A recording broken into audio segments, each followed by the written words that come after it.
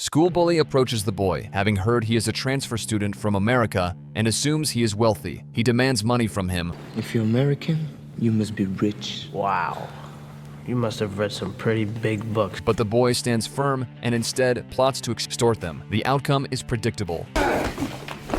The boy's sister, who attends the same school, suggests getting revenge for him. However, the boy reveals that he has gathered all the information about who is who at the school, and he is devising a plan. The big guy with the cap is the rugby team captain. He'd do anything to get good grades in math. There's only one guy who could get the gear he needs, and that is the engineer's son over there. There's a difficult exam 2 weeks later. Warren gives the straight-A student a few collectible cards he has been wanting in exchange for the exam answers. He then passes those answers to a burly boy, asking him to help deal with the bully. Yet, one person's strength is far from sufficient. Warren pretends to be injured and sneaks into the school infirmary to steal some pills, which he uses to help several athletes ace their physical test. Once they are gathered, they deal a harsh blow to the bully and his gang. The burly boy lands a particularly heavy hit. The boy's name is Warren Blake, hailing from a gangster family. His father is a mafia boss, which explains how he approaches problems in a mafia-like manner. They flee here to escape the hunt of rival gangsters. His father, Fred Blake, is also a mafia don, alongside his wife, Maggie, and their children, Belle and Warren, as well as their dog, Malavita. The constant moving and changing of names is due to Don Lucchese, who attempted to kill Fred years ago as they were rival mafia bosses. Fred struck back by turning him into the police, landing Lucchese in prison. Since then, Lucchese's men have been seeking revenge, placing a $2 million bounty on their heads, resulting in numerous assassins hunting the family. In Italy, a mafia hitman named Rocco coldly murders an Italian family of 4, mistakenly believing them to be the Blake family. He severs the father's finger and sends it to Don Lucchese, currently incarcerated. After testing the fingertip, they confirm Rocco has killed the wrong people and order him to continue the hunt. The real Blake family is set to leave America and relocate to Normandy, France, under the Federal Bureau of Investigation's Witness Protection Program. The family arrives at their new home in the dead of night. After restoring power and starting a fire, Fred pretends to explore the house, but secretly retrieves a body from the trunk of their car to bury it in the backyard. The next morning, everyone is ready to start fresh. Maggie ventures out to explore the small town, hoping to find something interesting to do or see. However, the waitress at the cafe confirms her worst fears. There is a Brazilian museum machine. It's next town, 20 kilometers. There's nothing to do in this town. She then heads to a convenience store to buy groceries, where she inadvertently overhears the clerk and some customers insulting Americans, thinking Maggie doesn't understand them since they're speaking in French.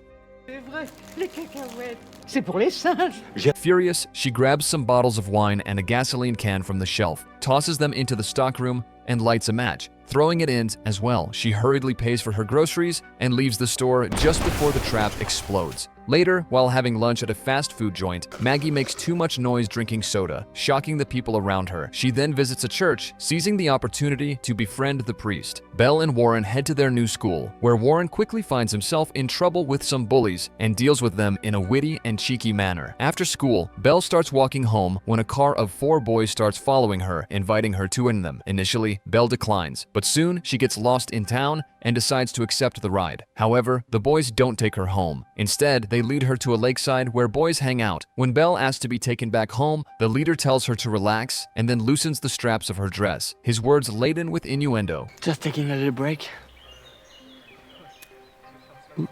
Determined not to let them get away with it, Belle goes back to the car, grabs a tennis racket, and hits the boy, telling the others to show some respect for women. She then drives the boy's car back home. Meanwhile, Fred steps outside to smoke, which he knows he shouldn't be doing. He quickly notices FBI agents surveilling him nearby, so he decides to go back inside to investigate the glass garden shed. After tossing out a pile of junk, he discovers a typewriter, and seeing that it still works, he thinks it's time to write into Memoir, detailing how he took over the family business his grandfather founded decades ago. Grazie, grazie. When he takes a break, he meets his neighbor in the adjoining backyard. When the neighbor asks what he does for a living, Fred concocts a story about being a writer. Later that evening, as the family gathers for dinner, the FBI agent in charge of their case, Robert Stansfield, pays them a visit. After agreeing to Fred's story about being a writer, Stansfield asks about a recently missing shopkeeper. Fred claims to know nothing. So you don't know where Morad's at? No, but if you find him, you can tell him from me I'm not going to pay for this fucking lobster. But in reality, he has killed the shopkeeper for selling him seafood that he falsely advertised as fresh when it was actually frozen. That's the body he has stashed in the trunk. Stansfield warns him not to stir up trouble, and before leaving, tells him that the FBI agents protecting him from the house across the street are DeChico and Mimo. Later that night, Fred and his wife go to bed, and he dreams of a barbecue he hosted years ago, the occasion when Lucchese chose to strike. The next day, while Fred is distracted by his writing, Maggie asks what he's working on. When she learns it's a memoir, she panics, realizing it could land them in serious trouble. She then picks up a platter of food she prepared for DeChico and Mimo and leaves to deliver it, after asking Fred to check the tap water, which has turned brown, while they wait for the plumber she called. At school, Warren begins to make connections with the right people, using information and stolen items to get them to work for him. Meanwhile, Belle ends up in a scuffle in the bathroom with a girl who stole her pencil case. In the cafeteria, she spots a very handsome guy, whom Warren identifies as Henri, a college student filling in as a math teacher. All the girls in school want him, so if Belle wants to pursue him, she'll face stiff competition. Math geeks are such a pain in the ass. But she has a plan. After class, she approaches Henri and asks him for private math lessons, to which he agrees. Back at home, the plumber is over 40 minutes late, which frustrates Fred. When the plumber tries to unnecessarily replace all the pipes in the house, Fred's temper flares. You call my wife. You pay 50% up front, and you make a new appointment. He ends up hitting him with a tool he found in the basement and then dumps the plumber's body in his own truck, taking it to the hospital, where the doctors are baffled by the multiple fractures on the man's body, which they attribute to a fall. That might explain 1 or 2, not 12. As Rocco finds the seafood shop owner's family and murders them because they have no information on Fred, he continues writing his memoir, detailing how he once cared for his old neighbors in Brooklyn. That evening, Maggie scolds him for what he did to the plumber, to which Fred retorts by reminding her of the explosion she caused at the convenience store as retaliation. As the weekend approaches, the family decides to throw a barbecue, inviting all the neighbors. Though they're not too thrilled about it, Stansfield insists this will help them better integrate into the community. Maggie asks Belle about the guy Henri she invited, and reminds her to take precautions. Belle reassures her not to worry, as she won't be rushing into anything in a classroom. She plans to choose the right time and place to be with her one true love. Then Warren comes in with several bottles of soda, telling his mom to ditch the French cuisine and switch to American fare, as that's what the neighbors expect. American slop, fatty, greasy, Yankee chow. That's what they expect. It turns out he is right. The neighbors come over to check out the quirky Yankees and are thrilled to eat their strange food. Even DeChico and Mimo are allowed to leave their posts and join in on the fun. The only one absent is Fred himself, whom Belle finds in the garden shed. Writing down his life feels like staring into a mirror for hours, and he realizes he regrets not being a better father, putting them in these tricky situations. However, Belle disagrees, telling him that she thinks he is the best father in the world. Feeling much better now, Fred joins the party, but when the neighbors begin trying to teach him how to start a fire, he grows angry again. He imagines various ways to torment them for their rudeness, but fortunately, he is interrupted by Stansfield, who has just arrived. The two speak privately, with Stansfield informing Fred that people at the White House are concerned about the book he is writing, as it could cause trouble for many. Fred assures him that he is writing it for himself and has no plans to publish it. He also tells Stansfield that Fred's testimony against Lucchese is the best advertisement the FBI has ever had, as more and more former members of Fred's old Mafia crew come forward for protection in exchange for a safer life. As the party winds down, Belle feels disappointed that Henri hasn't shown up. The next day, Fred goes to see the mayor about the brown water issue. However, the man has no solutions, and Fred imagines beating him up for it before leaving the office without causing any trouble. Next, he visits the water company, confirming that the water in their reservoir is indeed filthy. One worker gives him a lead, a local fertilizer plant. There are not 50 factories producing fertilizers around here. There's only one.